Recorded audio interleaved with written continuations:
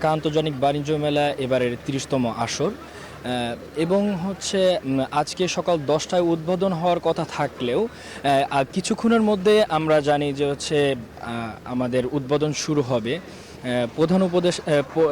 প্রধান বাণিজ্য উপদেষ্টা শেখ বশিরউদ্দিন ইতিমধ্যে চলে এসেছেন এবং কিছুক্ষণের মধ্যে উদ্বোধন শুরু হয়ে যাবে।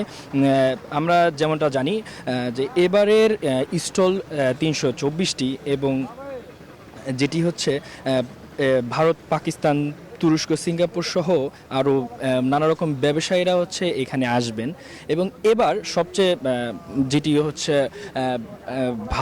ভালো লাগার বিষয় এবং হচ্ছে ভোক্তাদের সবচেয়ে ভালো হচ্ছে টিকিটের যেটা বিষয়টা, টিকিটের ঝামেলা এবার নাই বললেই চলে। এবার ই টিকিটের ব্যবস্থা করা হয়েছে, যেটি হচ্ছে শাটল সার্ভিস বাসের কিউআর কোড থেকেও টিকিট সংগ্রহ করতে পারবে এবং এই উদ্বোধন ঘিরে স্টলগুলো নানা রকমভাবে তারা সাজাচ্ছে। তো সর্বসাধারণের জন্য এই ছিল আমার সর্বশেষ